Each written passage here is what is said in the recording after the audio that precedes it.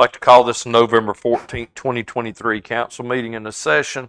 We'll be looking to go into closed session pursuant to 143-318-11A3 to consult with the town attorney in order to preserve the attorney-client privilege between the attorney and the council, which privilege is hereby acknowledged. Do I have a motion to go in closed session? So moved. Do I have a second? Second. Any discussion before we go in? All in favor? Aye.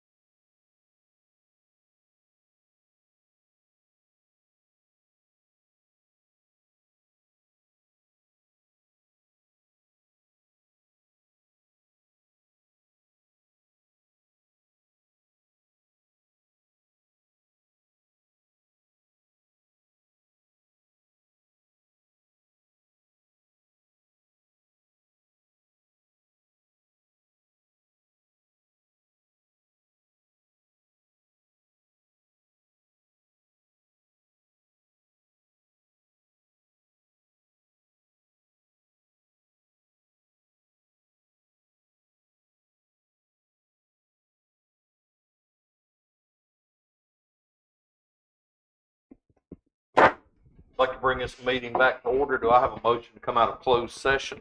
So moved. Do I have a second? Second. Any discussion? All in favor? Aye. I'd like to welcome everybody out to the November 14th, 2023 meeting. Please stand for the Pledge of Allegiance. I pledge allegiance to the flag of the United States of America and to the republic for which it stands, one nation, under God, indivisible, with liberty and justice for all. Again, thank you for all of you coming out tonight and joining us on the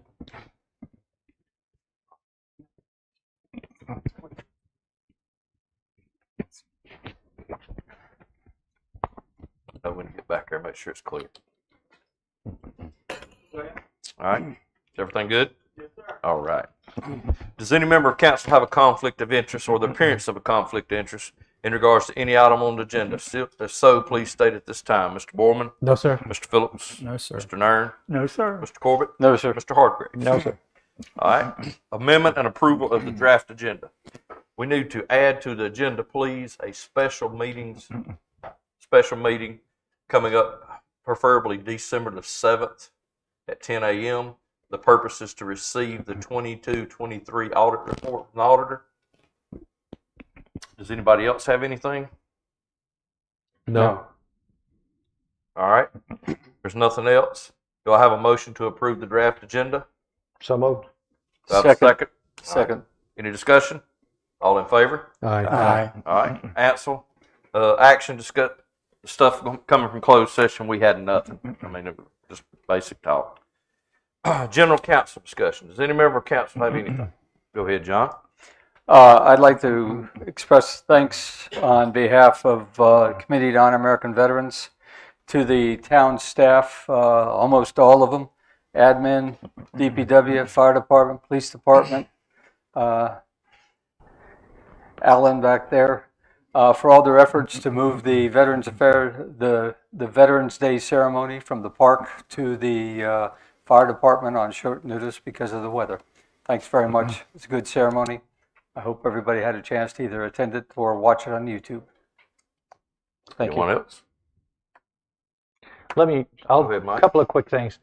Let me give an update on the Calabash Bridge just for a second. There's been a lot of rumors out there regarding the bridge, there'll be some time during the year when no work will be taking place on the bridge. There's a federal and state moratorium that's put into place with waters along our coast. And think of our dredging. We can only dredge from November 16th to March 31st each year.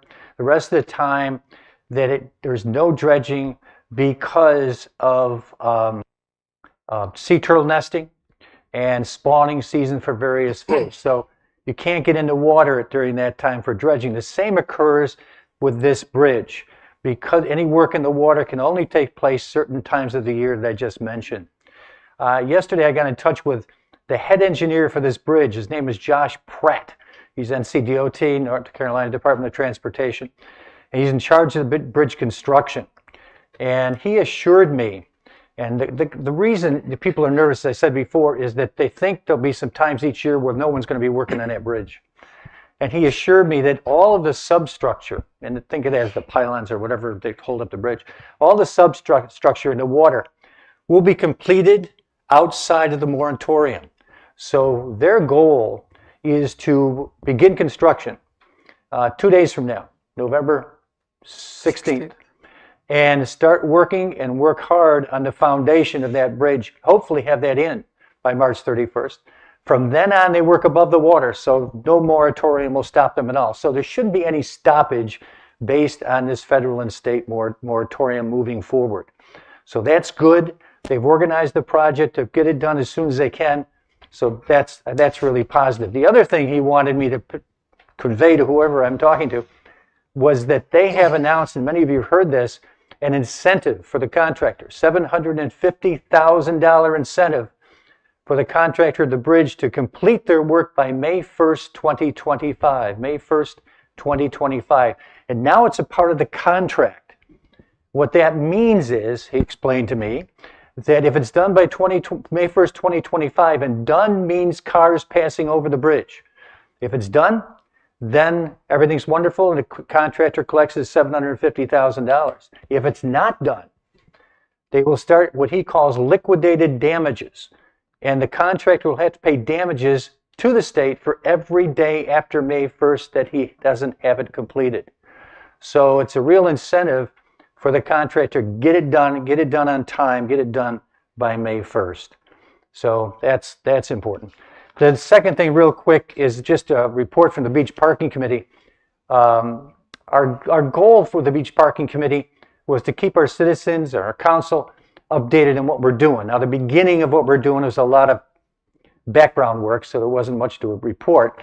But we decided to try to do reports in these town council meetings, just a little bit at a time. And to tell you honestly, I've done that twice, and it hasn't worked. The word hasn't gotten out there. People are asking questions. And so we have a new plan now, which we'd like to start right away. And what we want to do is for the committee to submit written updates on the progress of the parking committee and put those written updates on our new town website. If you look at our new town website on the front page, there's something on the bottom called projects. And just look there, go in there, just look for Sunset Beach Island Parking Committee 2023. There's nothing there right now, but by Friday we'll have 2 updates there. If this doesn't work, getting the word out, we'll have Lisa start putting these things out on her e-notifications that she puts out. She just put out one that most of you probably received regarding dredging, and that's how to really get the word out to a few thousand people. But our goal is to better communicate. We want to do that, and we'll do what we can to get the word out and what's happening. So, thank you. Anybody else? No. All right. Speaking of rumors, while you mentioned that, Mike, let me put an end to a rumor right now, please. And whoever's telling this, please call me or come see me if you've got any problem with me. But there's a rumor going around. Numerous citizens have reached out to me telling me that the rumor is that I am one of the investors in Sea Trail organization. That's the reason I was for this. I was an investor in it. Huh. Let me tell you something, guys. I'm a 300-pound roofer that climbs 3-story roofs. I promise you, if I had money, I would not be doing that. So that rumor is nothing. I don't own any rentals over there or anything. So whoever's telling that, you're wrong. I wish I did. I'm flattered by it, but it ain't me. Moving on. Anybody have anything? All right, public hearings. Do I have a motion to open the public hearing on the annexation of the Public Works Department facility property? So moved. Do I have a second? Second. Any discussion? All right. Floor is open if anybody would like to speak in regards to the Public Works Department facility property. Do I have anybody here? All right. Do I have a motion to close the public hearing? So moved. Do I have a second? Second. Any discussion? All in favor? Aye. All right. Next up, we'll be looking to open up the public hearing in regarding to rezoning the Public Works Department facility fire station. Would anybody like to step up and speak? All right. If not, do I have a motion to close this? So moved. Do I have a second? Second. Any discussion? All in favor? Aye. All right, easy enough. Presentation. Next up, we'll have Miss Karen Joseph with her Sunset on Sunset report.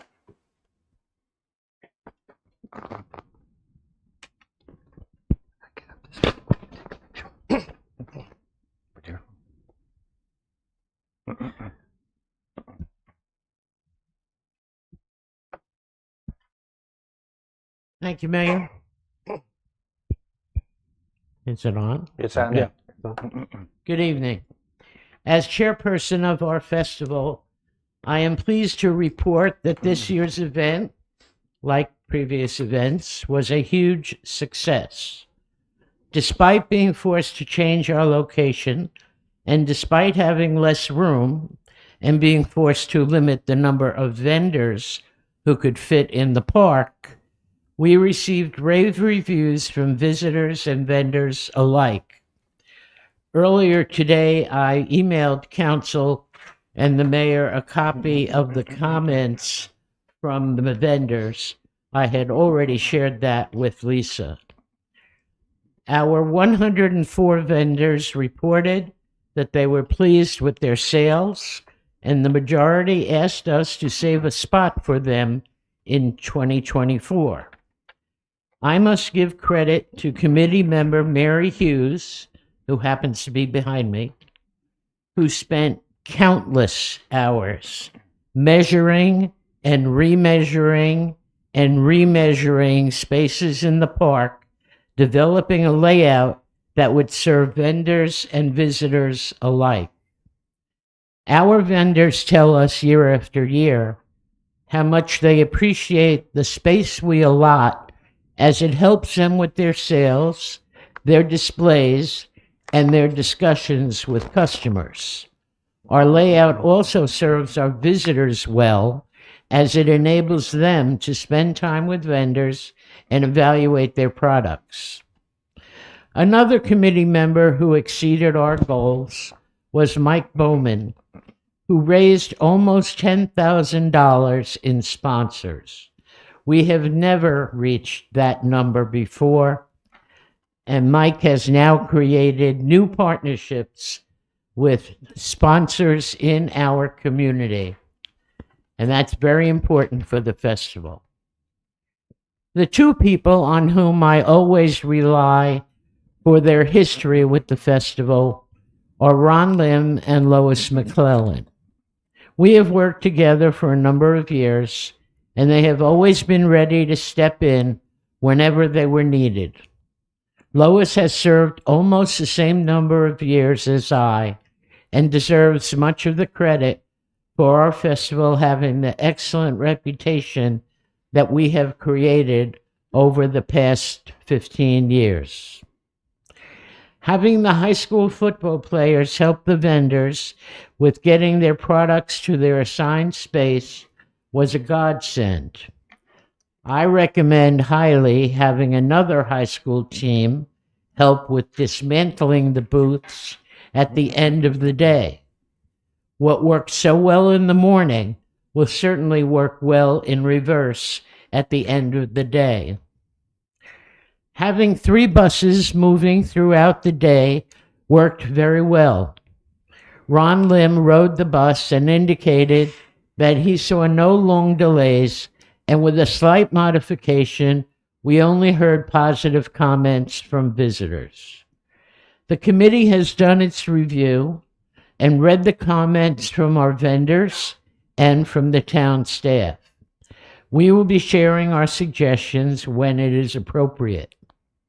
I thank you for your support of Sunset at Sunset, and I will be happy to answer any questions that you might have. Anyone have any questions for Ms. Joseph? Not for me. Just a comment. Go ahead. Committee to Honor American Veterans was a vendor there. We have been for years, and it's another great success, we think, for the town and for our committee. So thank you very much. Thank you. Thank you for what you've done. Thank you. Thank you. Moving on next to our Committee to Honor American Veteran presentation.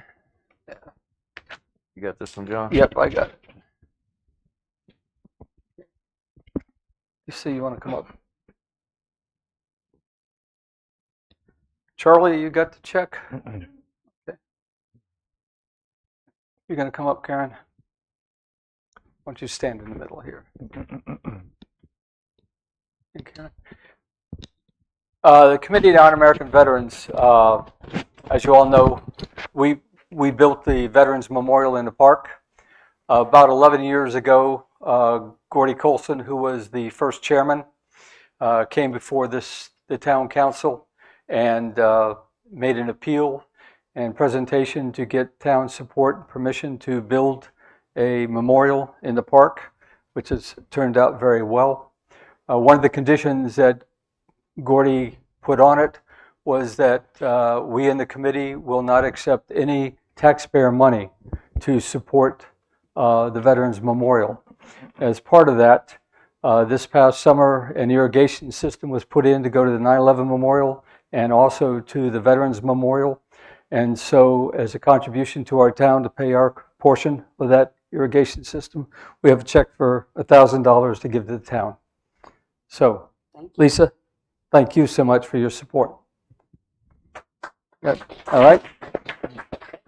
That's it. That's it. That's it. They already cashed a check.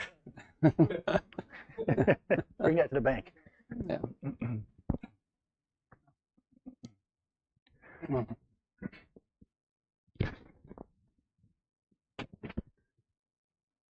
As we let the guys sit down, we'll be going next to our public comments on agenda items only. If anybody has any comments on the agenda items, please come on up.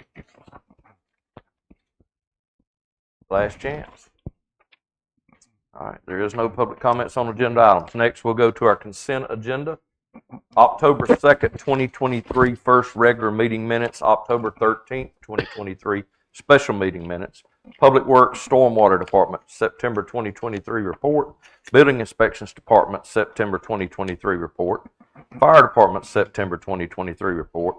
Finance Department, September 2023 report. Planning Department, September 2023 report. And the Police Department, September 2023 report. Does any member of council got anything that needs to be addressed in these? Go ahead, John. I have two questions. One for Public Works. In your report, it has twice that you had to dress up the sidewalk at 606 East Main. What does dressing up the sidewalk mean? There was new construction being built there, Councilman. Sediment had run over the sidewalk after rain events, trucks driving in and out. So we were removing the sediment, placing it on the sides, refilling in the driveways, things like that. Okay. Wouldn't that be something that the contractor should have done? It could Probably, be, yes. probably. Yeah. Okay. Thank you very much. Okay, thanks for explaining. And then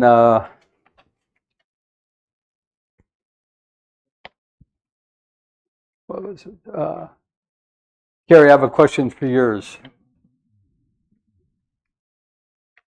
In the report, you said that you have instituted a new high wind code. What is that, and does that affect everybody else who lives in the city?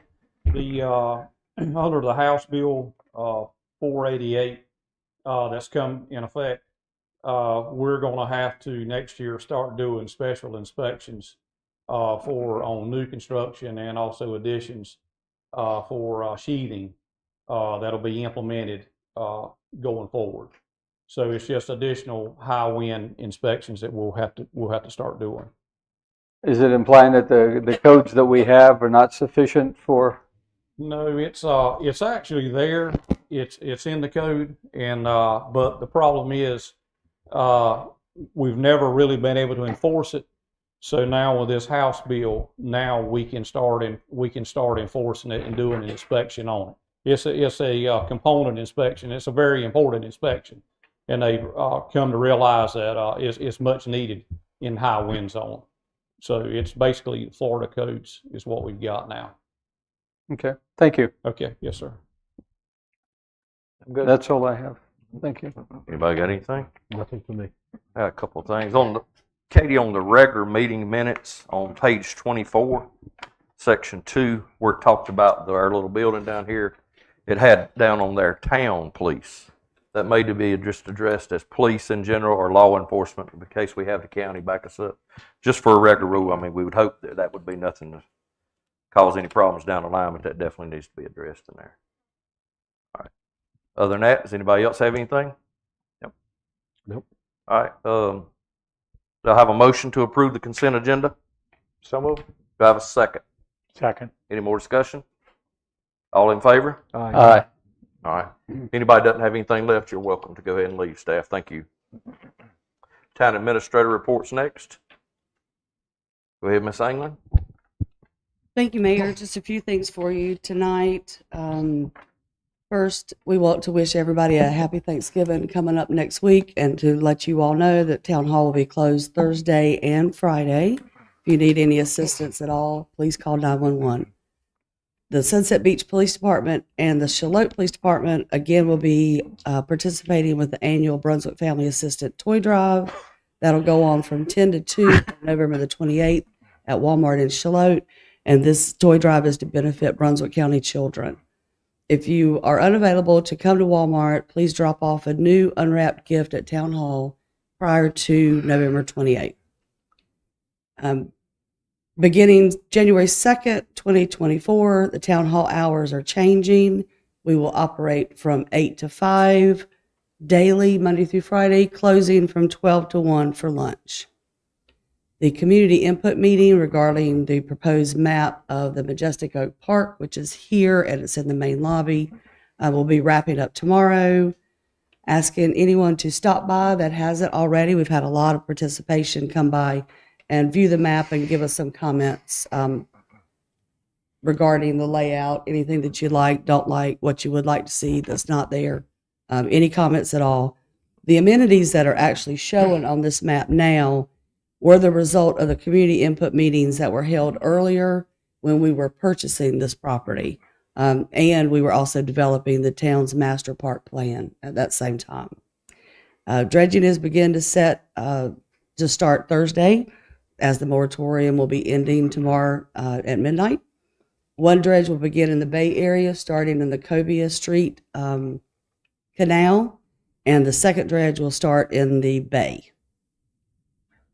I've put updated information on the website. If you have any problems, just give me a call, send me an email. I'll do my best to answer your questions. North Carolina Division of Coastal Management has awarded the town $460,734 towards the cost of the repair and replacement of the walkways for 29th, 34th, and 37th Street.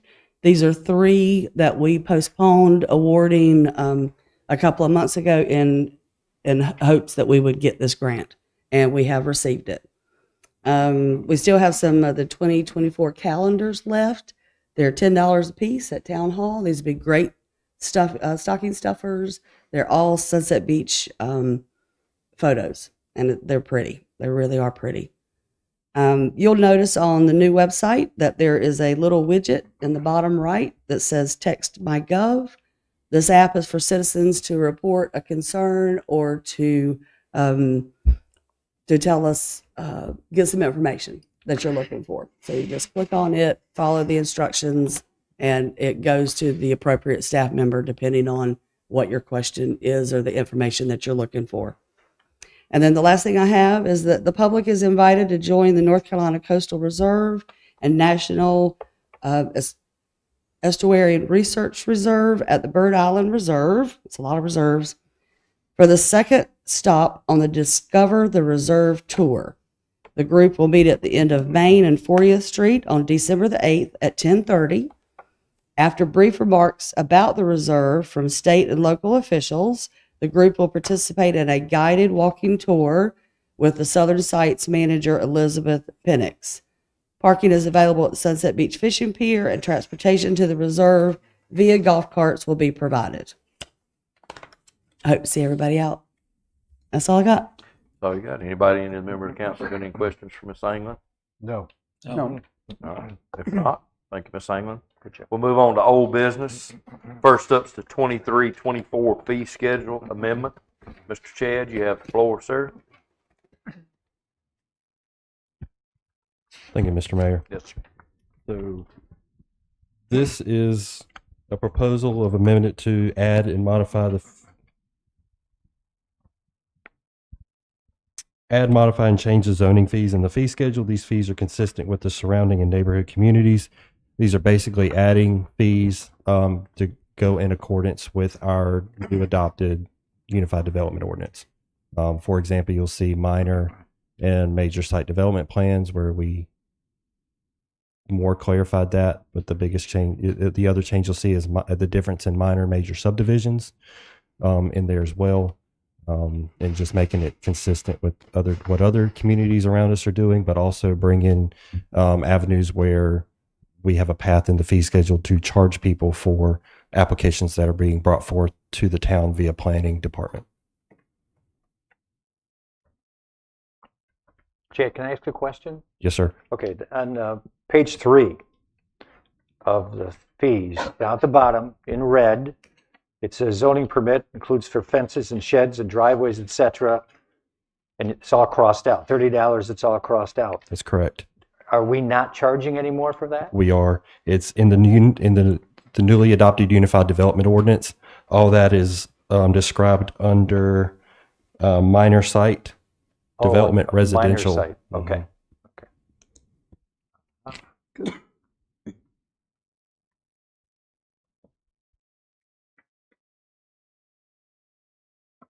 And the second thing, we actually, under the zoning compliance letter, we actually reduced the price. Yes. That was nice. Okay.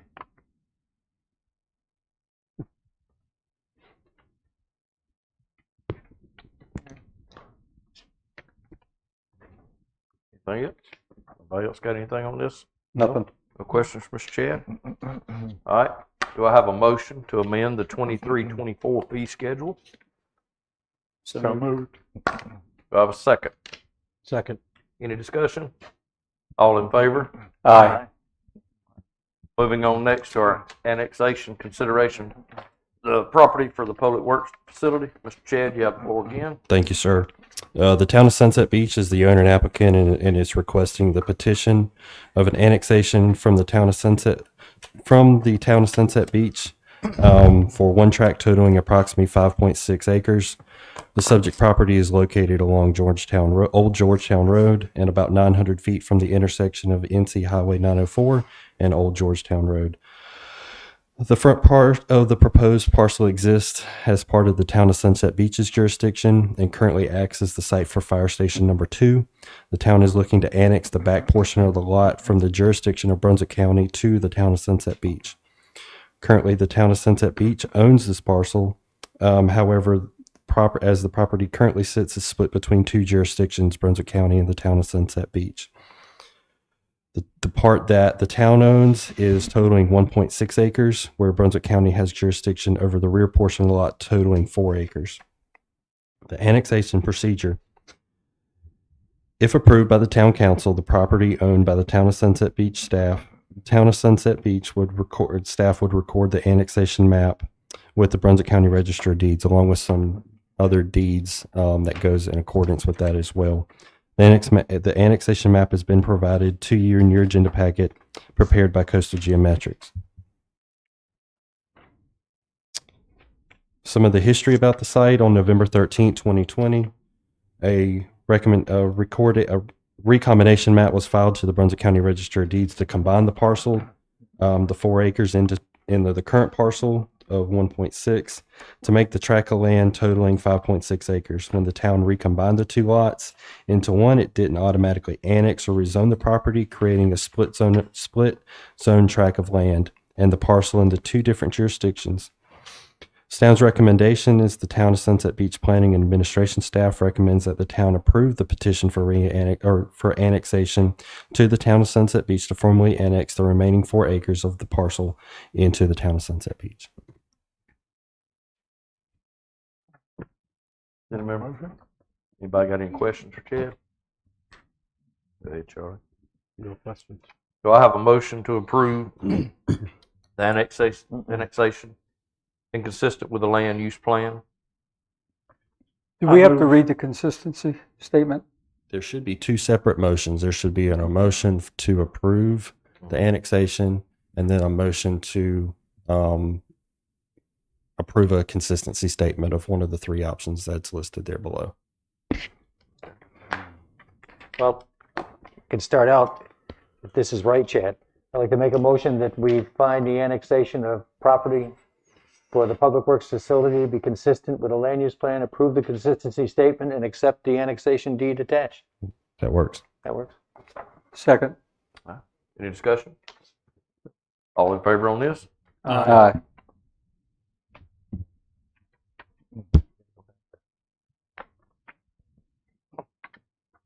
Now do you need another motion now? 4.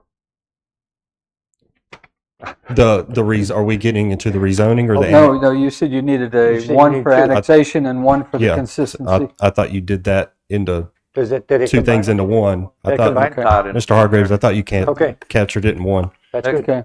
Next up will be our rezoning consideration for the Public Works Department Facility Fire Station. Mr. Chad, you got this again. Yes, sir.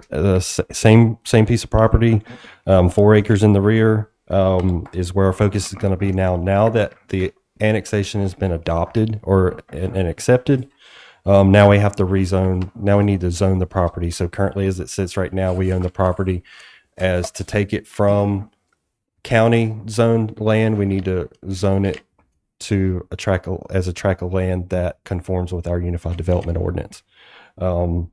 Staff is recommending that it is rezoned to match the front part of the property as recreational and institutional, or RI1. And I'm here to entertain any questions that you might have on that. Anyone got any questions for Chad in regards to this? This basically sets us up so that we can go ahead and start doing the improvements of DPW in that area and have it on our land, properly zoned. Is that correct? It's our land. It always has been, but Yeah. the town will be able to control the jurisdiction that it's in, and obviously assign one of our zoning districts to it. Yes, sir. Okay. Same thing. Motion to rezone the land to RI1. Yes, sir. I'd like to make a motion to adopt the ordinance for the general zoning map amendment for the entire 5.6 acre tract at 7190 Old Georgetown Road to Town of Sunset Beach zoning district RI-1 recreational institutional. Do I have a second? Second. Any discussion? All in favor? Aye. And now you need one motion to the consistency statement. Motion for the consistency statement. You want to make a motion? Yeah, I'll make a motion. Okay. Okay, got it. I make a motion that we approve the parcel to be rezoned. We've done that, and finds that is generally consistent nor inconsistent with the town's comprehensive plan. Do I have a second? Second. Any discussion? All in favor? Aye. Yeah, before you leave, being that I am the highest elected official in this town, I just want to apologize to you. I seen in a meetings minute, or in a thing that you sent out, where you had approved some things, and I just want to know, Lisa, is this standard practice, whatever, that after you approve some permits or whatever, that then some councilman or a councilman and a future councilman come in and wanted to go through all that and address some issues. Is this standard practice that we do on everybody, or is this signaling it out on somebody? I just want to know up front, make sure we're not going to get ourselves in no lawsuits. Not particularly practiced, no, but it's kind of where we're at. So it hadn't happened before. No, sir. Thank you. Thank you. Next up is the Public Works Department, the EOC Facilities Development Plan. Ms. England, you have this one. Thank you, Mayor. What you have in your package now is the conceptual site layout for the Public Works Department facility, with the Emergency Operations Center being located upstairs. Placing the Emergency Operations Center came out of a hurricane meeting that we had with all the department heads, and where we looked at worst case scenario, category 5, where's town staff going to go, where's the EOC, where we run all of the emergency operations from. Unfortunately, we're so close to the water at Fire Station 1 that in a category 5, we would be underwater. So that started us thinking of where could we go, because we certainly will not abandon town. There will be a skeleton crew of police and fire and public works and myself that would remain inside town limits during any of those events. And we came up with that the best location would be a second story. And since we are in the process of building the public works facility, we thought that that would be the best location for the Emergency Operations Center to go to. Richard is looking for grant funding for the EOC that is out there. So we'll be coming to you to apply for some of those grant fundings in the future. But for right now, what you have in front of you is the site plan that we are looking at. It will house the Public Works Department as it sits right now, and we'll take into consideration the futuristic needs of the town going forward over the next 100 years or however long. So what we are asking for you all to do, we have met with the Army Corps of Engineers about the wetland areas that are out there on that property. And while the disturbance is doable, it comes at a cost. So we are now going to try to shift everything that's on this map that you're seeing tonight out of the wetlands area and into the uplands as much as possible. So you will be seeing a new map as we go into site development, which are the next two task orders that you have before you. And I just need approval for the task orders to go ahead and do the existing condition survey, the preliminary layout plan, and the environmental delineation and soil data collections. What's the pleasure of council in regards to this? Do you Ju- need an just- approval or you need a motion? Yeah. I need a motion You do need to a approve the motion. task Okay. orders. Just a question. We don't have a budget yet for constructing this facility, do we? We do not. This phase will get us close. We'll be able to have a rough estimate, and then when we go to the next phase of construction drawings, then we would be able to go out for an RFP. And we would have a good estimate at that point. Then we figure out how we're going to pay for it. Correct. Okay. Is McGill, have you expressed to them your concern about too much in the wetlands? Yes. Oh, okay. And they're gonna work on that to see if they can bring it all back in a little bit? hmm All right. We wanted to It's gonna be do tight. worst case scenarios. So when we went to the Army Corps, this would be the absolute worst case scenario to show them how much wetlands we would be disturbing. And out of that meeting is when we found out that we could disturb this amount, but it's going to come at a cost. What kind of cost? 100 and some odd thousand, 150. You remember the figure?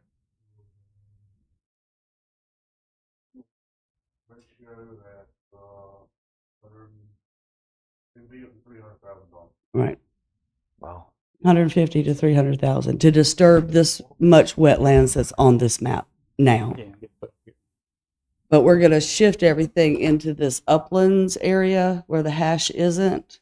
We're going to shift everything closer over to the shopping center, the back of the shopping center, and move the stormwater pond that's in all uplands to down here more so. And you'll see all that coming through. Is that, Go ahead, sir. go ahead. So the More second. expectation then, Lisa, is that we'll be able to keep everything that's here and just move it? Yes. We will, there's no way to get around not disturbing some of the wetlands areas, Okay. but we will maximize the uplands to minimize the wetland Okay. Understood. interference. Is that money that the Army Corps of Engineers is going to charge us if we went with this plan? Is that like is it a penalty fee or something like that for using wetlands, or is there a reason for that amount of money? You purchase wetlands Oh, Credits. okay.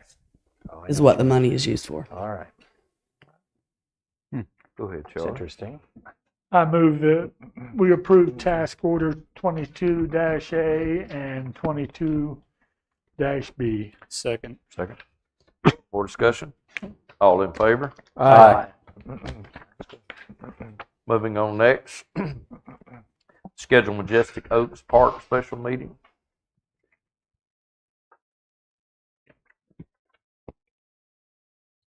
Just a second here.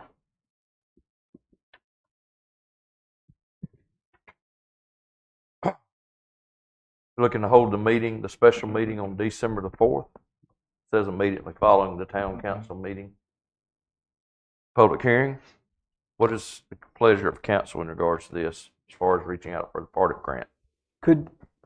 Lisa, could you explain why we have this special meeting? If at the meeting we will have already approved the map and applying for a grant? What's a special meeting for? The special meeting is to hear public comments regarding applying for the Partif grant funding. It's a checkbox on the application. Requirement. It's a requirement of the application to have a standalone meeting to hear comments. And that's to hear comments as to whether we want to pay for the whole thing ourselves or apply for a grant to pay for a large portion of it. Correct. Okay. Correct. And just for everybody's knowledge, when we bought the park on the mainland, we bought it with part of funds. We constructed it with part of funds. We bought the Majestic Oak property with part of funds, and this will be for the construction. So we've been very blessed to get those grant funds. Thank you. What's the pleasure of council in regards to this? Do I have a motion? I'll make a motion to schedule a special meeting on December 4th, 2023, immediately following the regular town council meeting to hear public comments regarding the town applying for the Part F grant for funding assistance with the construction of Majestic Oak Park. All right. Do I have a second? Second. Any discussion? All in favor? Aye. All right. Be moving on next to new business. Consideration of the NCLM safety grant application. Mr. Childress, you have the floor. Thank you. Thank you. Yes, sir. Thank you. Okay, so a little bit about this grant. This grant primarily focuses on the reduction of potential workers' comp claims. So I'm asking you to approve me to go after the 50% match, which is a $10,000 grant. Our portion would be $5,000. A couple of items we put on were carcinogen resistant hoods, firefighter hoods, which we purchase anyway. Gear bags that the firefighters can store their gear in, and then a rehab shelter for rehab at larger scale events. So that's a couple things I'd like to go for with your approval. The $5,000 of our portion would be covered on our budget. Any member of council got any questions for Mr.? No questions. You just want direction or you want a motion? Need a motion for it. Go ahead. I move that we direct Chief Childress to write and apply for the grant in the application period that closes November 30th, 2023. Do I have a second? Second. Any discussion? All in favor? Aye. Next up, consideration of purchase a high clearance vehicle. Mr. Childress, you got Thank the you. floor again, Thank sir. you. I'll stay here.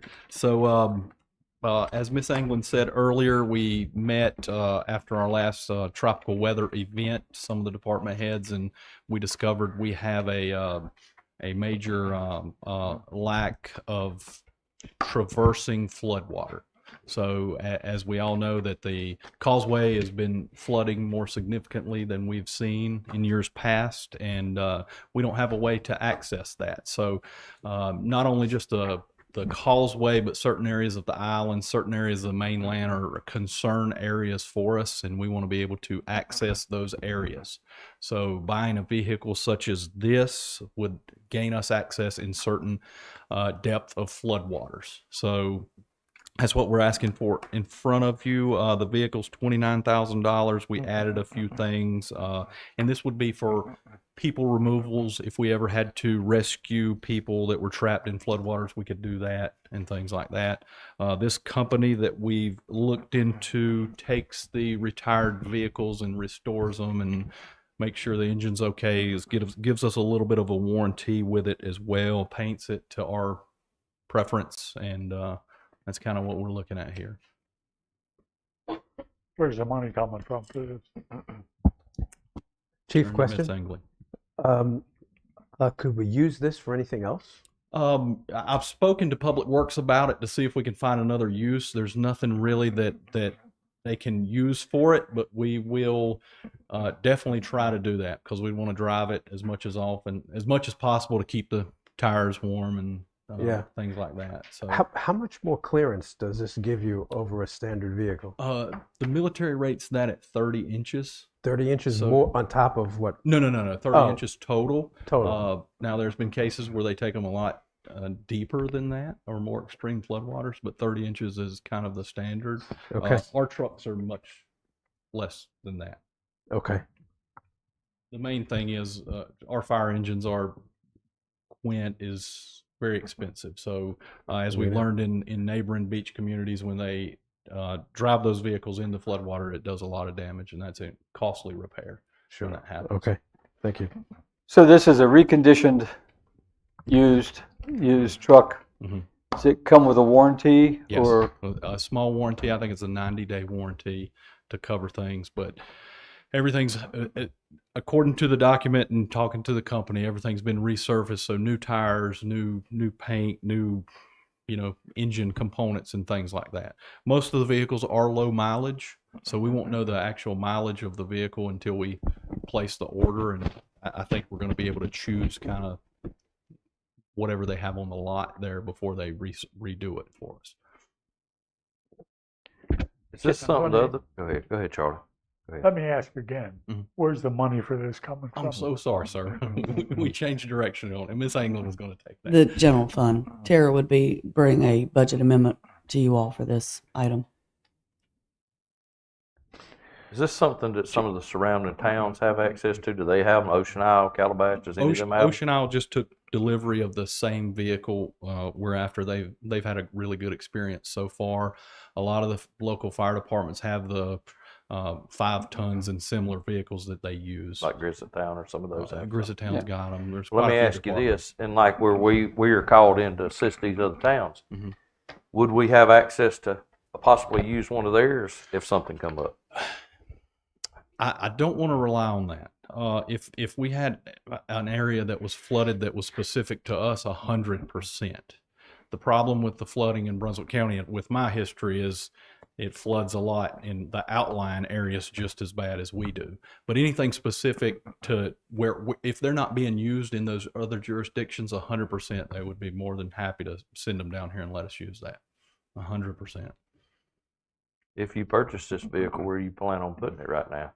Is it just going to sit out there with some of this other stuff? Fire or Station 1. Fire you Station going 1. to put it in one of the bays there? Yeah, I got an open spot for it in the winter. In the summer, it's kind of used for beach, but wintertime, we definitely have a spot for it. So it is used on the beach then? No, I'm sorry. Our bays are consumed with beach patrol. Oh, I'm items sorry. in the I got you. summertime, Okay. so- Okay.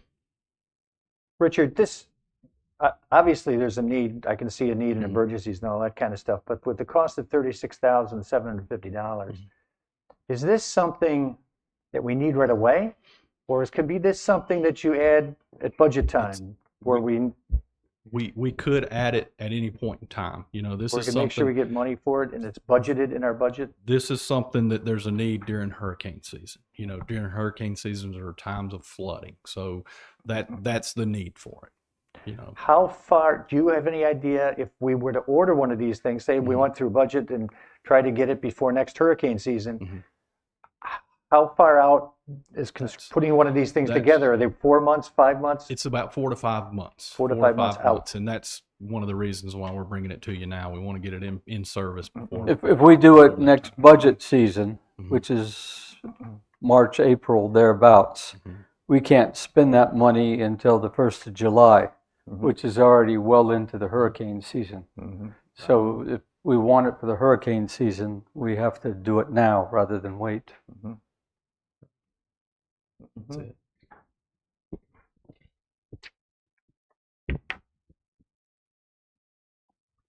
What's the pleasure in council in regards to this high clearance vehicle? We did through the Coastal Resilience Project a risk assessment in our town, and not only did we have the end of the causeway that flooded, we had 40th Street that flooded, we had out there on Shoreline West past the Twin Lakes that floods regularly and gets blocked. We had some stuff on Shoreline East near Stokes Drive, and that area gets flooded. So, I mean, the conditions are there. We have flood conditions. My view is we've identified a need. I think it's justified. We should go ahead and purchase it rather than waiting for the next budget season. if I could, Go ahead, sir. if we could get the stance, I think, from Mr. Hargreaves and Mr. Nern on this, because even if, let's say, Tom and I were opposed to it, and then it were voted down, and it gets, if you would support it the next budget season, there's no need to delay it if it would pass then.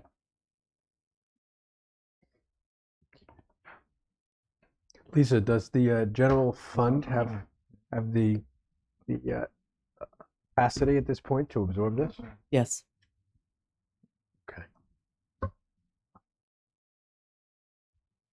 Okay. They have to get through Tara before they can bring anything to you all. Okay. What you think, Charlie? I don't know. Yeah.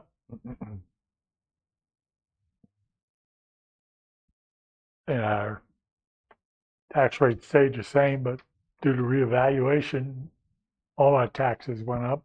And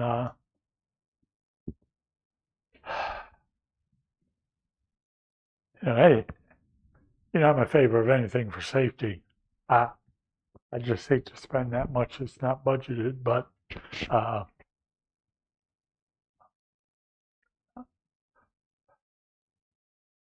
sitting here like this, I'll go for this now.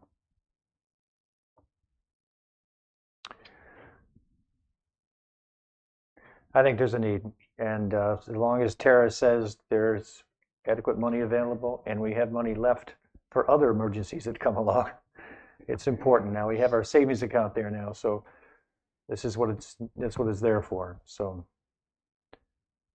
I can go for it. Who's gonna make the motion? So I make a motion that we approve the purchase of a high clearance vehicle for the use by the fire, police, and public works. Do I have a second? Second. Any more discussion? All in favor? Aye. Aye. Thank you, sir. Thank you. Moving on next, we'll just stay here. You just slide over a little bit halfway and let the other half come in. Consideration of the police fire UTV purchases.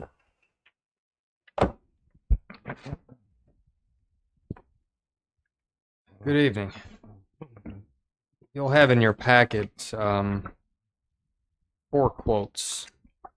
And the reason these are before you now is we started having a conversation about what our needs are going to be for the 2024 beach season. And we're kind of in the same predicament that we just talked about in the previous discussion, that if we wait until July, if we budget at the beginning of the budget season, we get these quotes and have this approved and make the purchase in July, we're halfway through the beach season. We currently have 2 UTVs in our fleet.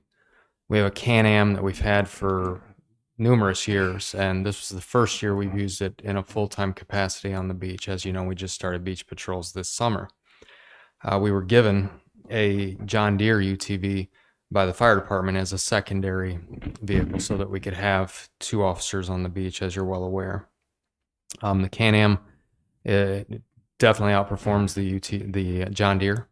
The John Deere's max speed is about 27 miles an hour. If you've ever been caught behind one of those going over the bridge, it's not fun. It's not comfortable either for our officers to be doing 27 and holding up traffic and being passed by vehicles in a no passing zone. We also have the need to respond sometimes directly from the beach in an emergency fashion, either for a call for service if other officers are tied up, or even to back up officers that might need help. And a vehicle that only does 27 is not really doing us justice. We found that when these vehicles go down, and they are going to go down, that we only have the 1 UTV. Sportsman's Choice is where we purchased our Can-Am that we have in the fleet now, and they have an end of season special on an in-stock 2023 Can-Am that's just over $17,000, as you'll see in the first quote. I'll let the fire chief speak on his, but that is by far, out of the 3 quotes for similar vehicles, a pretty decent price. And as I mentioned, this is something that if we wait until the budget season, we won't have it in and upfitted probably before the end of the season. We're asking for money not to exceed $20,000 for purchase and upfit to put the safety equipment on it, computers and the like. Question. Yes, sir. When we were discussing golf carts and going over the bridge, I asked you about the golf carts going fast enough. And you told me that if you're passing a golf cart, you can cross the double yellow line. And that's the information we put out. I don't want to give people the idea that that's changing when you talked about people trying to pass this older vehicle. I apologize, but I don't recall that conversation. I don't remember saying that a vehicle could pass on a double yellow. It's in the minutes somewhere. My apologies. I don't recall that.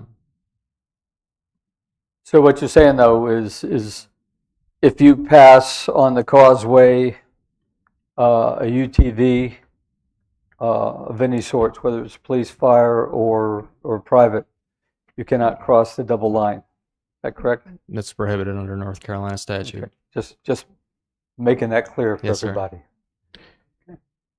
So is this an addition to the fleet or a replacement? Or what? For me, it would be an addition. So that would bring me up to 3. I would have the Can-Am that I've had for, I think we bought it in 19 or 20, and then the John Deere that we were given by the fire department last year. So this would bring us up to a 3rd. We would park the John Deere just because it's not, I mean, it's problematic getting it to and from. And as I mentioned, if we need to respond from the beach, because we have uniformed full-time officers on the beach, if they need to respond to a call, we need a vehicle that can at least do the speed limit. Because they should be available to go to any part of town in an emergency situation. If God forbid, I mean, we have to pull all of our resources at one time, they need to be able to get there faster. And when we took over code enforcement on the Strand, we didn't make a purchase last year of a UTV because the fire had the extra one, so it made more sense just to utilize that. We got a full season out of it. Did our end of summer analysis of all things beach related, and vehicles was one of the things that we talked about. And I don't know if John Deere makes another one that goes faster, but there is no way I would purchase a similar vehicle that only goes that speed. And as far as where this would be funded, before the question comes up. This will Ms. come out of England. accommodations tax fund. And the fund has enough money in it to cover this? Okay. Richard, are you going to say you need some more four-wheeled vehicles also here? There's 2 on here. One's for me, one's for PD. I'm not adding to the fleet. We had a unit that the rear end went out, and it's beyond its useful years, so we need to replace it. The difference with me is I'm asking to upgrade to the Can-Am version, similar, same reason as Chief Claymore. After the beach season review, the staff really asked for something to go over the bridge. You know, with the increase in traffic, and sometimes there's a line of 20 cars trying to get around them, and they just felt kind of unsafe with that. So the only difference, we'd just be upgrading to the higher end model. And that leaves you a total of how many operational UTVs? That would be 3. 3. 3, and our oldest of that fleet would be used as a backup. So it'd still be used occasionally, but a backup when one goes for service and things. So the one with the rear end problem is out. You want to It's been pushed out. Yep. take that out? What's the difference in the price between the upgrade and the standard? The John Deere, the price has been increasing every year. It's around $12,000 right now. So 12 Versus to 18, 17? Yeah, 17. Chief Claymore would be there's one left over from last season that's a deal, 17 and some change, and so the fire department, there's only one, so we'd be paying the 18,000 for that. Gentlemen, in the in our budget time, budget work now, we've tried to get you and not fire trucks so much, but it's police vehicles, to be on a replacement plan over year to year, the replacement plan that we can figure out in budget time every year. Could we move these into that kind of thing too, where there's a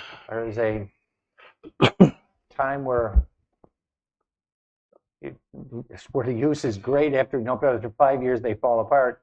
Could we budget with a replacement plan and use our budget to maybe put money aside for these things? We may not need them, but if we need them, the money's there in the budget. That's, I think, the important thing we've got to Definitely. play here. Well, the other important factor is this comes out of accommodation Yeah, spaces. yeah, I understand that. Understand that. Yeah, that's good that we've got that money to do it. All right. So we're running at the point that generally one of the UTVs is competent lasts about 2 years, and about the third year, it's hit or miss whether it'll make it through. That's the goal. The goal is to keep them what we would call frontline for 2 years. And then the third year, it could be used as an additional third year as a spare. So where it's not in daily rotation, but when we up staff on the busy holidays and we have 3 people out there, we can use it there. Or if one goes for service, we'd use it there. So we really need to have 3 operational machines at all times. And last budget cycle, we did not order any or budget any UTVs. Correct. Last budget cycle, we had just taken delivery of 2 John Deeres. Yeah. And that's our newest of the fleet this year. It's been in service 1 season, and then the second one we gave to the police department.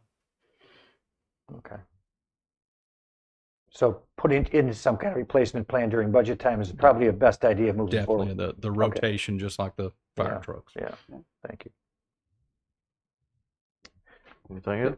What's the pleasure of this council in regards to these UTV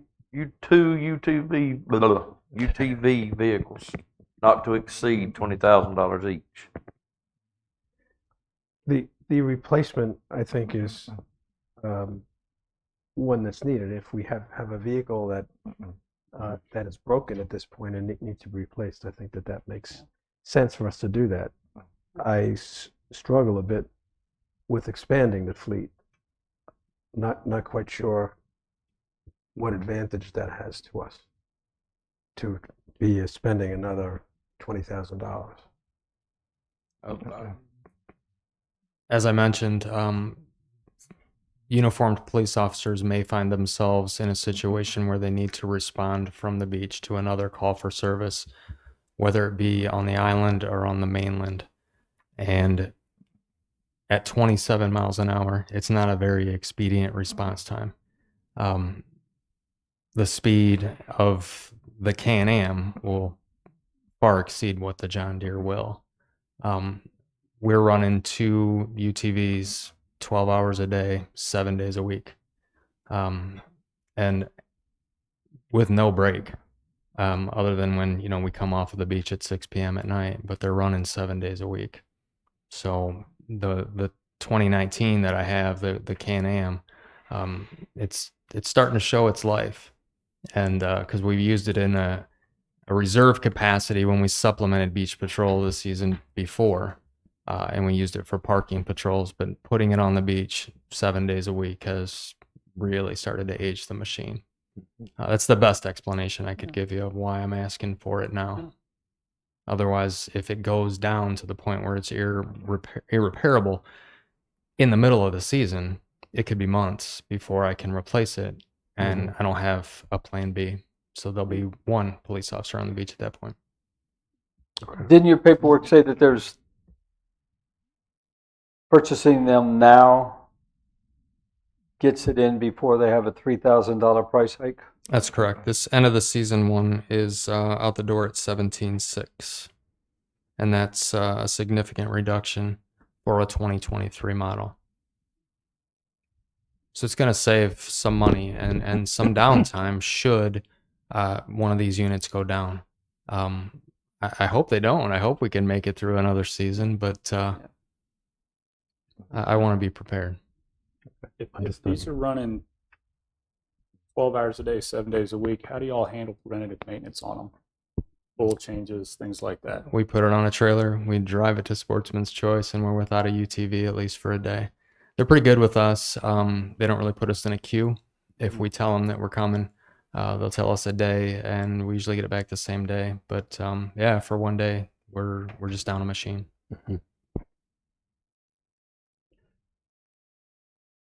It's tough. I understand. I mean, we have to do the same thing with patrol cars. If a patrol car goes down, we just can't tell an officer to stay home for the day and wait till their car comes out of the shop. So we have spare vehicles that are used for both part-time employees and for maintenance issues that might arise. Okay. My plan is, if I can just go a little further, we do have the Can-Am on the replacement schedule, and it is due to be replaced on this budget cycle. But my plan absolutely is to budget in the fiscal year for a replacement that would be at the end of the season. So get us through the season with what we have. The money will be there to replace it for the following season. So we won't end up in a situation like this again where we're asking for money outside of a budget cycle. So the accommodations tax has the capacity for both of these? And I would like to just remind council, we just approved the purchase of a $36,000 vehicle to be used in rare occurrences versus $40,000 for something that will be used on a daily basis. So in my mind, if we can rationalize the other purchase, then this makes sense to me, especially because there's funding for it in the accommodations tax. I agree that this makes sense. And we have the accommodation tax funds to pay for it. So I'd like to make a motion. Okay, go ahead. That we allocate funds for the purchase and outfitting of 2 UTVs from Sportsman's Choice Marine Incorporated for a cost not to exceed $20,000 each. A second. Any discussion? All in favor? Aye. Thank you. Thank you, guys. Next up is our summer concert series date. Y'all had a look at that. Y'all, I think, know how successful that has been for our community, bringing our community together. Just biggest thing, I guess, is if you approve all these dates, and then they had asked about checking on times, if you wanted to change the times to reflect a break or either a longer concert or whatever. So what's the pleasure of council in regards to these? Can I ask a couple questions? Yeah, of course. What do we have budgeted for concerts? This adds 2 concerts to our season, one at the beginning, one at the end. I don't have those figures. Okay. That comes from the accommodation tax, though, right? Mm-hmm. That's there. Okay. And this is only one left in this budget. The May 29th would be the only one that would be coming out of this budget. No, I'm wrong. How so? Yeah, I'm wrong. June 5th, June 10th, June 19th, You're June correct. 26th. There's 5 of them that would be coming You're out of it. correct. Yeah. Yeah. I skipped June. Don't do that. That's okay. I like the idea of adding them, but I like my preference, having been going to these things for years, is to keep the 6 o'clock to 8 o'clock time frame. Adding half hour to an hour is going to increase the cost per concert, probably. But even more important, if you start adding half an hour to an hour, you're going to have an intermission. I think that was the question Cindy had. Some of them had asked about intermission. And if so we needed to, what happens when we do have an intermission, even a short one, people leave. we start to get a lot of people bailing out, and so particularly as it gets later, they're there. I think 6 to 8 still works. I do Good. too. When they're here for 2 hours playing, they're not supposed to take a break, right? Yeah. Correct. But And many of most them of them do. did. Yeah, most of them did, but few of them did on us. What are we doing when that happens? Let them get up there and play, like I did a couple times last year. Let's go, boys. Yeah, 15-minute break, play another 15 minutes. The other consideration too is when you get beyond 8 o'clock on the shoulders and the beginning and the end, it starts getting darker and all that fun stuff. So And the bugs come back out. I think I agree that 6 to 8, and I'm okay with the dates that's listed. I totally agree. Totally agree. Once you get to 7:30 to 8, people really start leaving, and it's bugs and it's other things, but people leave, and I think it's a great thing to do, and I think at 2 hours is a good time. Like to make a motion? Yes, sir. I move we approve the concerts to be from 6 p.m. to 8 p.m. and that we approve 15 concerts in the 2024 season. Second.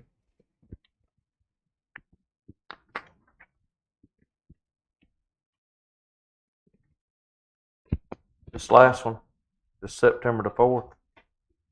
Go ahead and make note on this. That will only be used out of town money if we have a rain out.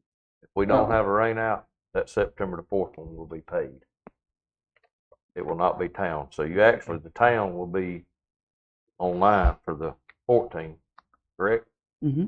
Yeah. Oh, 14? Yeah, and then like I said, if there is a rain out of one of the groups, especially one of the bigger groups that's coming, we can use that September the 4th. If not, if the rain gods protect us and we have all them, September 4th one will be paid for, just like the last one was last year.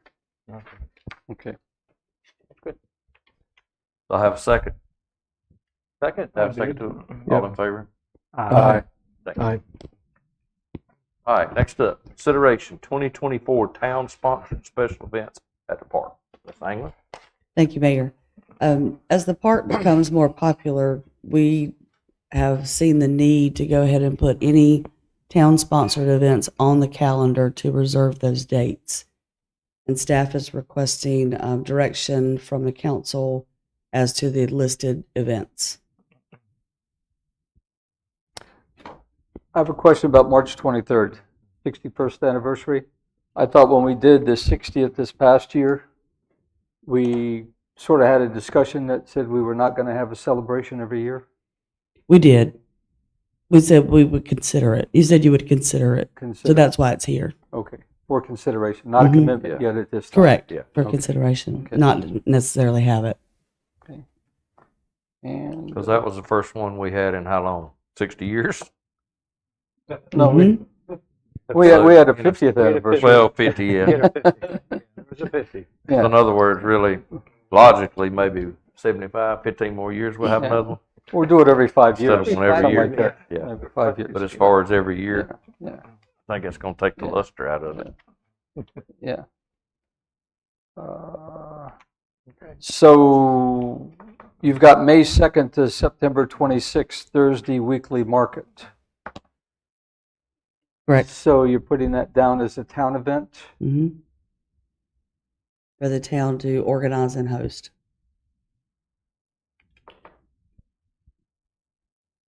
Do the people who have been running it know that? I'm not aware. You should let them know. Do we have to do anything to formally put that in as a commitment that the town's going to make? That we're going to do a market every week? Just Every direct staff Thursday? to do it. Pardon? Direct staff to do it.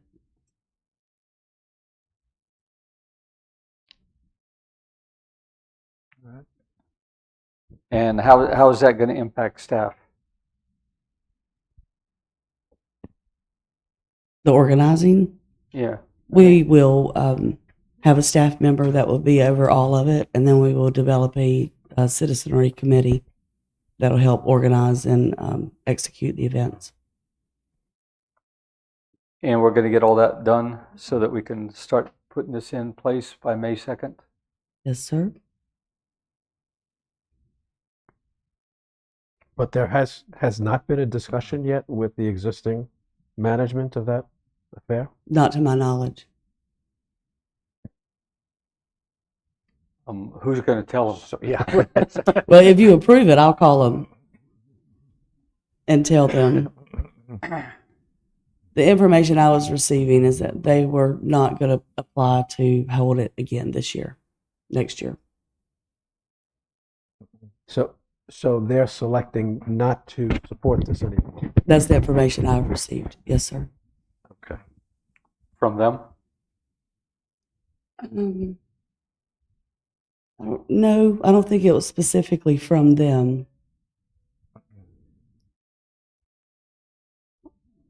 This committee that you're talking about forming, if you was to take over the markets or whatever, is this going to be a citizen committee, or is this going to be people that actually work at the market? You know, some of those people that are involved in it and know the ins and outs of that. Are you going to try to incorporate some of those people in? What are you looking at on Yes, that? we've had vendors reach out. Okay. So it would be a mix with our citizens, Mhm. people that actually sell there, whether it's some of our citizens or not.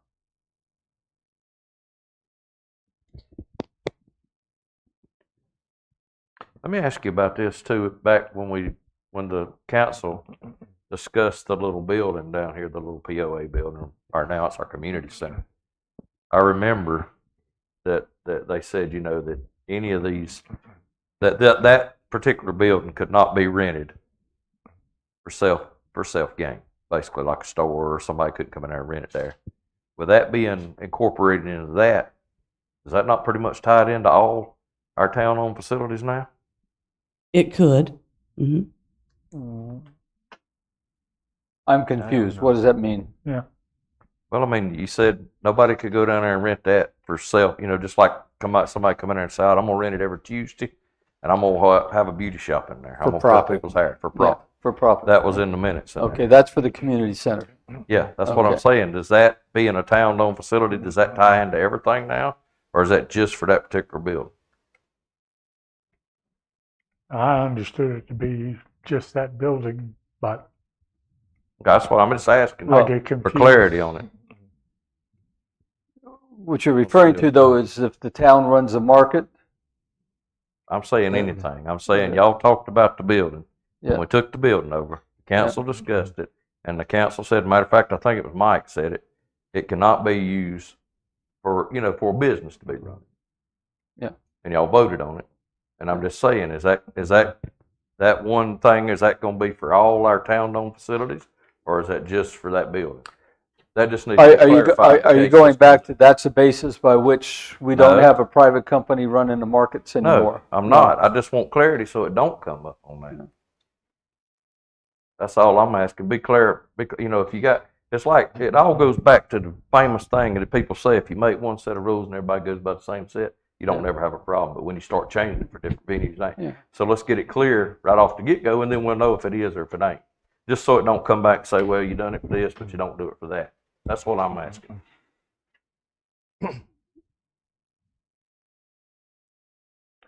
So if the town goes into the park to run a market and then rents out spaces in the market for private vendors to come in to sell their wares, would that be contradicting the rule that you're talking about for the community The center? rule that y'all put in. No, I don't think it would be contradicting because it'd be the town doing it. The town owns it, the town would be doing it. Just like there, if the town went in there and done something in this POA building, you know, if they went in there and sold pictures of the town or calendars, if they set up, so we're going to sell calendars in there, by the rule you made up, it would be fair for the town to do that because the town owns it. But an individual couldn't come in there and, you know, rent it and have a business or whatever. I couldn't go down there and sell hot dogs every Tuesday using your kitchen down there. That's what I'm saying. It just needs to be clear so nothing will come back on us on any of this other stuff. If it's all going to be the same rules for everything, then we got it. If it's not, you need to make that clear before you go any further with all this stuff.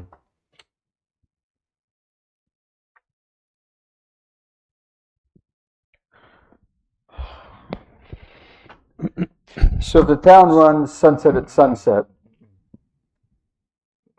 Under this guidance, we can go ahead and rent it out to vendors as we've been doing. Yeah, I Okay. mean, it's the town facility. Okay. Town owns it. Yeah, they can do whatever. Just other individuals couldn't come in and rent it. That's basically what you said about that building.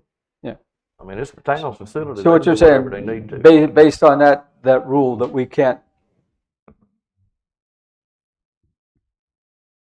let somebody come in, as has been done in the past, No, and I'm do a not saying special that. event. I'm not saying that. What I'm saying is, it just needs to be clarified. If you're gonna do it for one town-owned building, Yeah. are you gonna do it for all of them gonna run by the same rules, or is each part gonna have different rules?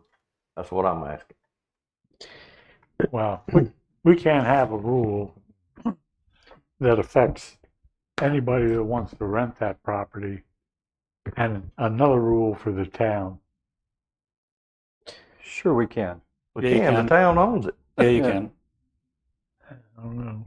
Because not to throw another monkey in the works with this one, but if you want to get technical with that, then you're having vendors on the beach, cabanas, because that's town property. So that's where you're having separate rules for the beach is different than the new building, which is different than the park. Therefore, you can have different things because they're different venues.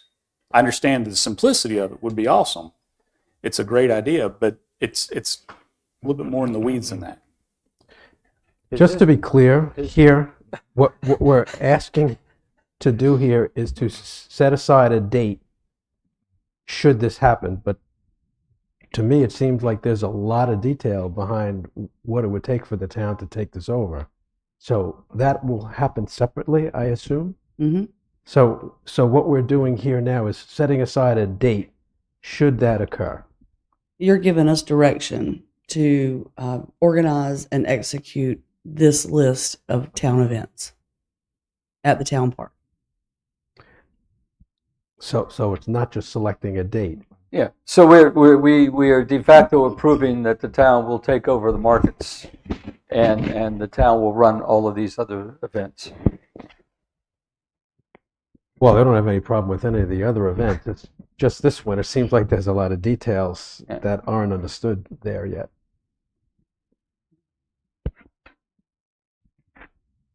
Would there be Go ahead. would there be any need to pass this by Grady and make sure that we're in a good place on each of, especially in the market thing, but pass it by Grady as far as what the mayor was talking about and so on, to see, get his input moving forward?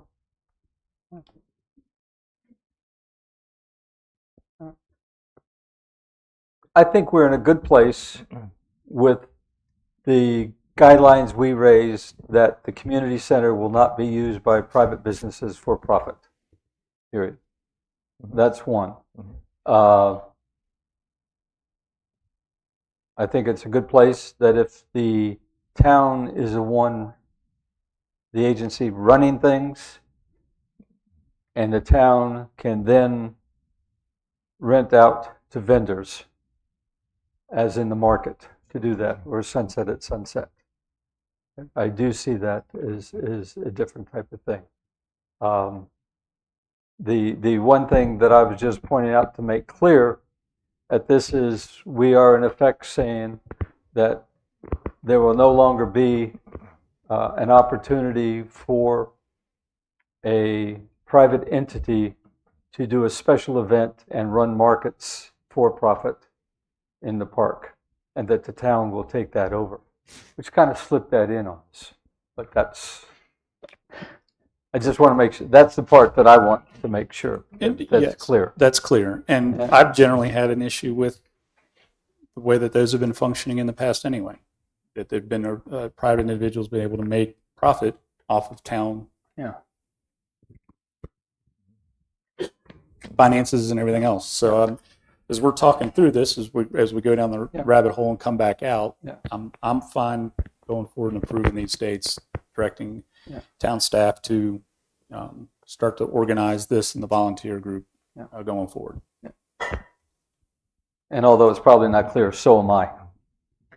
Just Yeah. you got to notify the people that do have an interest to make sure they're not running around with their heads cut off. Yes, sir. And you're looking to organize volunteers and all, of sort of almost like a little council to oversee each one of these events. You're not gonna try to do it all yourself. You're gonna get some help. Correct. Do we need, in your thoughts, do we need to write this up somehow? This is a philosophy that we've come up with here for the future. Is this something we should write up somehow and we should okay it? Do you If- think? Do you think? If you want to. Just to make sure future councils understand that.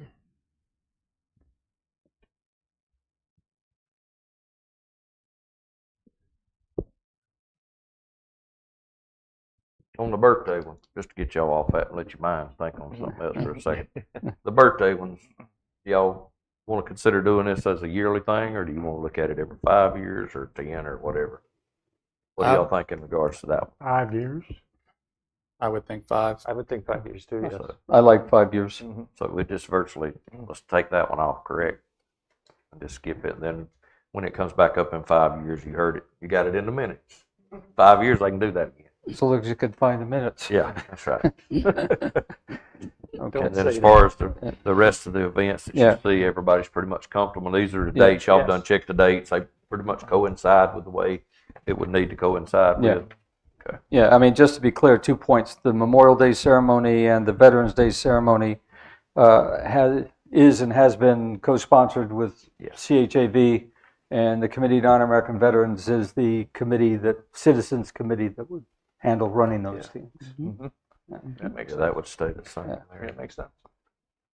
And then you have your people, of course, that run the Sunset on Sunset that would definitely be coordinated in to everything that goes on that conventionally. And then if they had some more helpers, if they needed them or whatever, that would be the understanding on that. Same thing with the 9/11. Aren't y'all involved in that? I know Miss Mhm. she's involved in that, so we would keep that going the same too. Okay. That hasn't formally been a CHAV event. It just de facto has been CHAV supported. But that group is always. We'll have to made sure take that to our everything committee runs. to make a formal commitment, come back to you, let you know about that. And that's why it's not listed as you all co-sponsoring with the 9/11.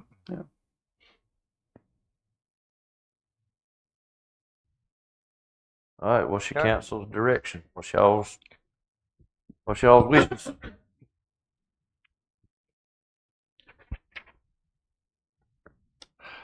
Okay. Here we go.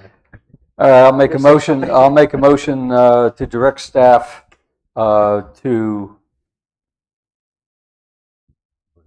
organize and orchestrate these events to be held in the town park, with the condition that the town's March 23rd anniversary would be on a 5-year basis,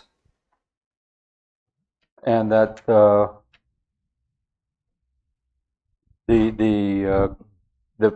recent past managers of the Thursday weekly market will be officially notified that the town's taking that over. Do I have a second? Second. Any more discussion? All in favor? Aye. Aye. Okay.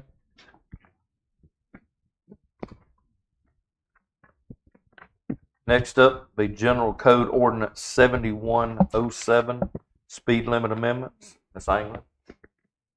On June 5th and August 14th, the town council accepted the following public streets that are in Sea Trail.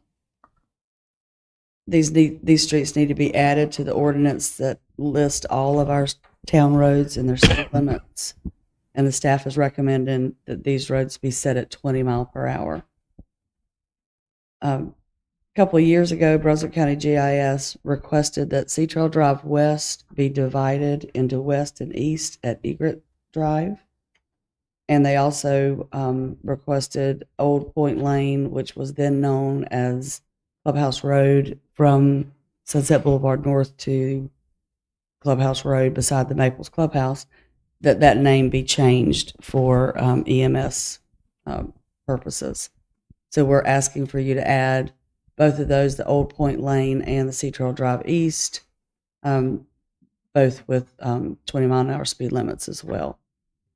We did have a resident to contact us regarding reducing the speed on Sea Trail Drive East to 15 mile per hour. I asked Dustin to set up our speed and car count, and that was done just to determine the average speed that was going on that particular section of Sea Trail Drive East. and the data was captured over 435 vehicles, and the average speed showed 50% were traveling at 19.3, 85% at 22.5, with a total overall average of 19.1. So we believe that the data does not support reducing the speed limit on Sea Trail Drive East from 20 mile an hour to 15. So we're requesting that the town approve the amendment to Ordinance 7107 titled Speed Limits to add the following streets and to establish the speed limit at 20 mile an hour. I have a question. Mm-hmm. I don't have any problem with adding the streets or the speed limit. I just don't understand the math. That if 50% went 19 miles an hour and then 85% went 22.5, that's already more than 100% of the vehicles. Mm-hmm. And then both of those limits are above the average. So, I mean, Yeah. there's And I the didn't math. The math reporting is not You do right. that math, Although I agree. I didn't understand the You ain't math, no math either, man, are you? so I captured it straight off of the reports that come from the system. I couldn't get the math to work out either. Okay, but I still think 20 miles an hour is sufficient. You know, so just out of curiosity.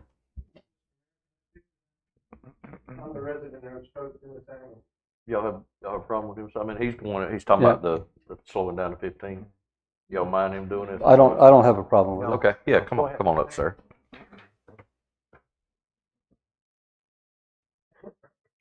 I don't want to be disrespectful, but do try to stay within a short period of promise. time. Thank you, sir. Go ahead. Notwithstanding what I said when I spoke to you all the last time. Anyway, my name is Brian Sullivan. I live at 340 Sea Trail Drive East. The measurements that you all did on one day, I saw those measurements set up on Sea Trail Drive West. That was the section 30 some odd years ago that was set up to be 15 miles an hour from Clubhouse Road, and it started the horseshoe shape of what is Sea Trail Drive West and East. As offshoots of Sea Trail Drive, both west and east, is Egret and Creekview Drives. If you drive those and walk those and live in those neighborhoods, Sea Trail Drive West is considerably wider. The house setbacks from the edge of the streets are considerably deeper than they are on Sea Trail Drive West, or East rather, and as well as Egret and Creekview. The point that's made is line of sight and activities in the neighborhood. If you come off Clubhouse Road onto Sea Trail Drive East, which is the section that I live on, and I'm representing the neighbors in that area, that it's your line of sight. You may have 50 yards, 75 yards line of sight before you get to the first curve. And then you get to another curve with another 25, 30 yards. And the same thing is true on Egret. So that the idea is that I'm guessing, I hope I'm right, that the cars that were counted that were going lower than the 20 mile an hour were the ones on Sea Trail Drive East, because you almost can't go much faster than that. If you do, it's almost reckless, because going around the curves, you'll hear your tires. And not only that, you'll see me and my dog and my 5, 6 other neighbors and their dogs, and we're standing on the side of the road talking. There's no place to go on those streets other than standing off to the side onto the right-of-way between with the easements between the road and the property lines.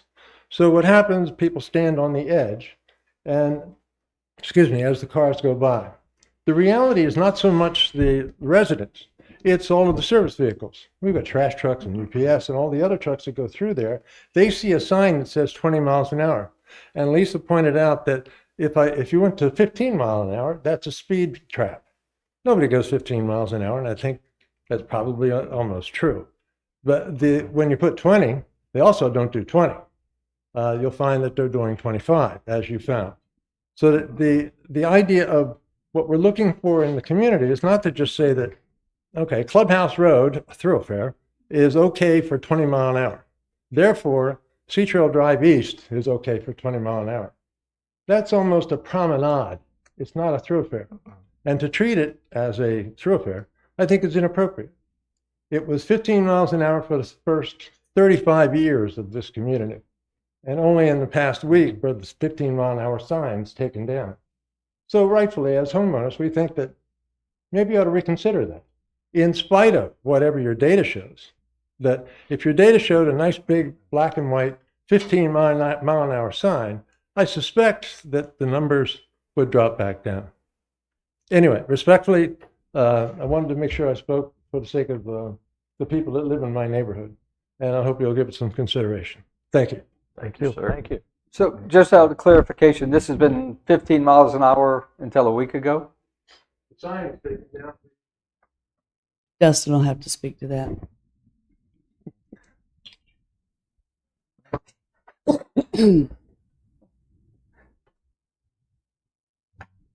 When the town took over the roads, probably back in the mid-90s, there was a plan put together with the town and Sea Trail Master Association at the time that the wooden signs would stay, but the Master Association would have to maintain them.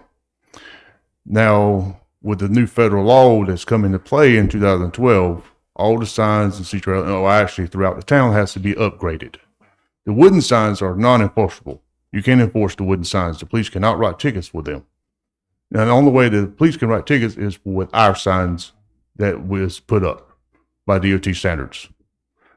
And that's the reason why the 15 mile an hour sign had to go and the 20 mile an hour is being put up throughout. Does NCDOT not permit 15 mile an hour? They don't go below 20, 25 actually. But it's not an NCDOT road, it's a town road now. Correct. And if you go below 20 on this road, that'd be the only road that's below 20.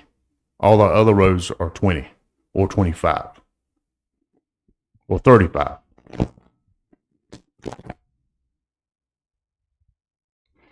There's nothing 35 in there, is there? Sea Trail Drive, Shoreline Drive East. Oh, Shoreline. Park. Okay. Okay. I understand. You're upset. Okay.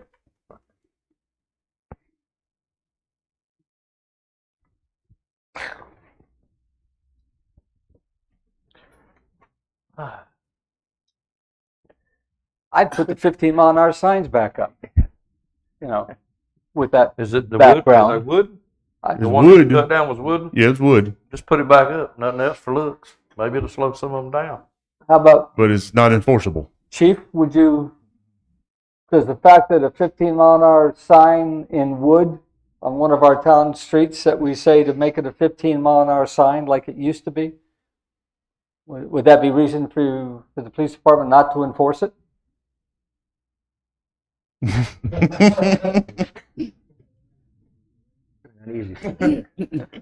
Mr. Graham's right. That sign's not enforceable.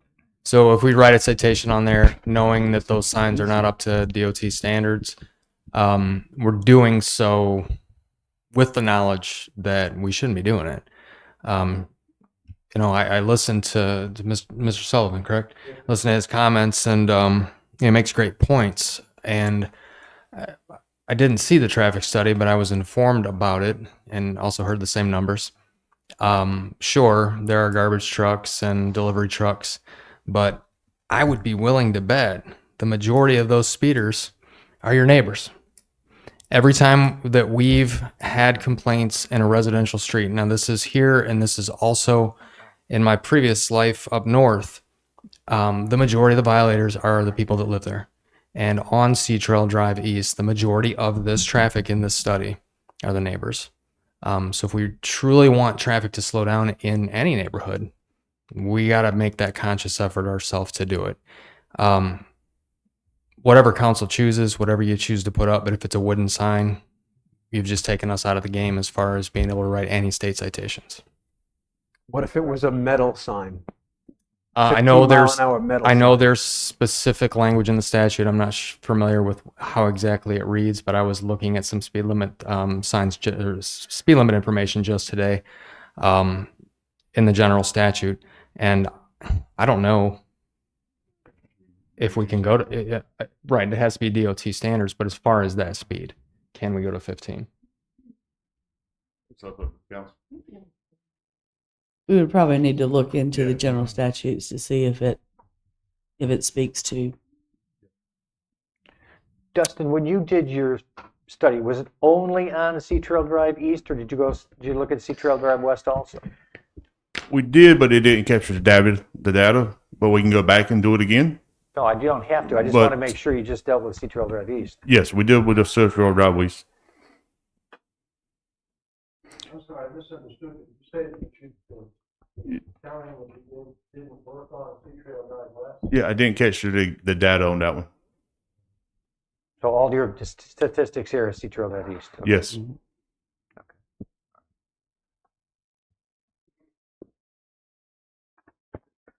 I would say make everything else 20 miles an hour and go back and check, is there a way we can put up enforceable 15-mile-an-hour limit signs back where there has been 15-mile-an-hour limit signs For a lot of years. for a lot of years? There has been, no question about that. No question.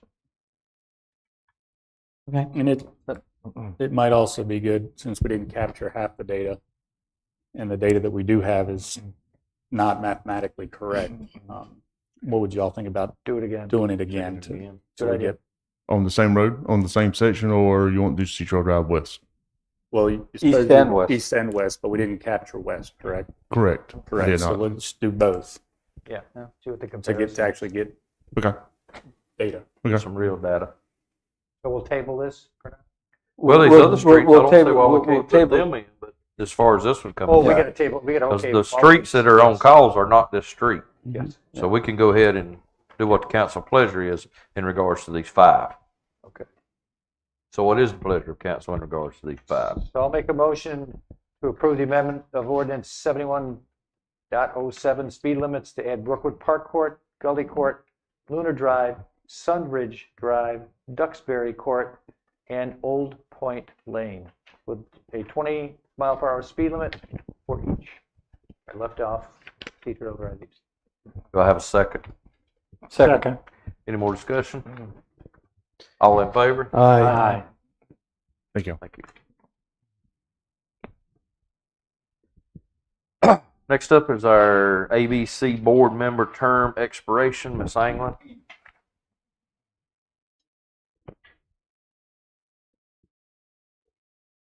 There is a position in January 24 expiring, and we're just asking for authorization for the clerk to notify the current member, advertise the position, and schedule interviews. Advertise it. Do it. Do we need to vote? You voting? No. No, we're good. No. Let's Go just for sit it. on and put it in the paper and all that stuff.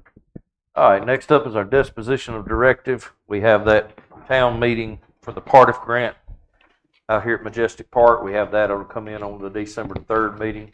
Any member of council got anything else that needs to be added into this? Are we still having a police and fire department beach recommendation meeting on December We're 4th? doing that right on the 4th, right Yes. meeting? Mm-hmm. Anything else? Kick everything else off. Fine. Nothing else? Got public comments? Does anybody have any comments in general on anything? You're welcome to come to the stage or to the microphone now. Anyone have? Yes, ma'am. Go ahead. We'll get you next, Miss Joseph. Miss Mary, state your name and all for them and all. Set Mary this when you Mary start. Hughes, 513 Lakeshore Drive. I agree with your comment about if you're 20, they're going 25 because they do I'm that on sorry, our can't, street. Mary, we I'm can't sorry. hear you. I agree with the gentleman's comment. If you're at 20, we see often, people 25, 28 down streets, but that's an enforcement issue, I guess. So I'm back about the Twin Lakes. We've been, as neighbors, trying to figure out what we could do to, help, research something or find ways to help with that lake, because there's really been no change. It's exactly the same, and I know it's in a rotation, not that I understand what that means. So I started doing some research because I wanted to see, could we do something to help? So I went back to the Twin Lakes Conservation Association to see what they had done. And in doing that, I came across a letter from 2014 on the Twin Lakes. I didn't realize the town managed it at that time. And when you read this letter, it sounds exactly like what is happening to the lakes today. I would say that the gentleman who did this did a very clear explanation of what was going on and what needed to be done to help fix it. So I guess I just, again, ask, have we investigated what's causing the issue and how is it being treated? So just bring it back to the front. So. Thank you, Mary. Lisa, didn't we budget money for maintenance of the lakes? Yes, sir. So it's not to me a maintenance of it because I don't understand what that means by maintenance. Reading a letter that clearly defines what the issue is and how to address it is really what I was looking for.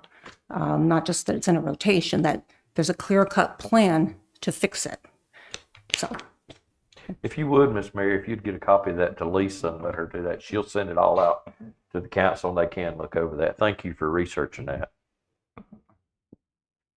Thank you, Mary. Go ahead, Ms. Joseph.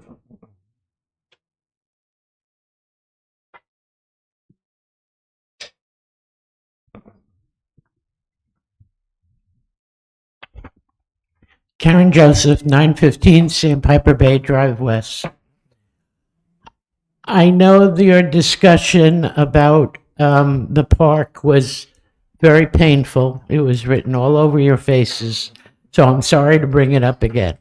But as someone who is intimately involved in 4 events that take place in our town park, I would like to know what events are on your list that the committee that was briefly referenced is going to be responsible for. I don't think it was one committee on any of them, was it, Lisa? It was just each event you were looking to have a. I'm sorry, I can't hear you. I said, I think with the way it's wrote out on our paper to us, it's got each event. And the way Miss Anglin explained it to us was like the Sunset on Sunset, you have your committee. If you needed help, she would get volunteers. With any of the committees that go down through there, on each event, she would be looking for community input to help with the events. Is that not what you said, Miss Anglin? We will have a coordinator that will work with any citizen committees or other groups such as the vendors for the markets that to organize these events. And we're advertising for that coordinator now, Yes. a new position. Well, let me try it again. There are numerous events that take place in the park. Plausibility. I believe they have 2 events a year in the park. Is the town going to take over those events? Or is Plausibility going to do those events? Those weren't listed on your list. These are just town-sponsored events, and I'm glad to read the list. The town-sponsored events include Earth Day, Arbor Day, the weekly market, the Memorial Day ceremony, the weekly concerts, the 9/11 ceremony, Sunset at Sunset, Truck or Treat, and Veterans Day ceremony. These are the town-sponsored events. So the other ones would have to be special events that people apply for. Correct. And go through that Mhm. process. Correct. So Plausibility, Band Fest, Santa Paws, Bike run thing. yeah, all those will continue with those groups if they so choose to rent the park. Okay, thank you. Yes, ma'am. Anyone else? Yes, sir.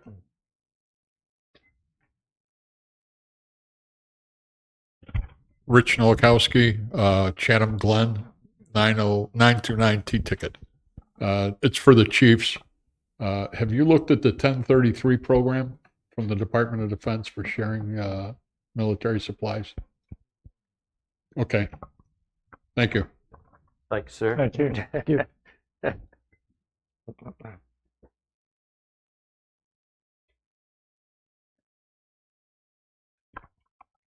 Hello, Joe Costine, 217 Clubhouse Drive. Just a couple things on the speed limit thing. Just an observation that there's data from the east part. Hopefully they could just work out the data and get the right numbers. Redo the west like you're talking about. And on the east, wait until there's a 15-mile-an-hour sign and check that data compared with when it was 20 miles an hour to get some kind of idea of did it make a difference. because hopefully the number's there for the data, so hopefully you could get the right data from the 20 mile an hour. Just an observation. One other thing with no history, but just kind of the talking about the park. Sounds like for the vendor thing has worked for a long time. When if I was a vendor or one of the people that had been involved with that, I would want to hear about it first before just kind of getting told, hey, here's what we're doing. Even if that's what you're going to do, just as business, I would say it's been successful. It sounds like just kind of the way that gets handled. Just an observation. Thank you. Thank you, sir. Yeah. Thank you. Anyone else? All right. Does council have anything else? Not, do we have a motion to adjourn? So moved. We have a second. Second. Second. All in favor? Aye.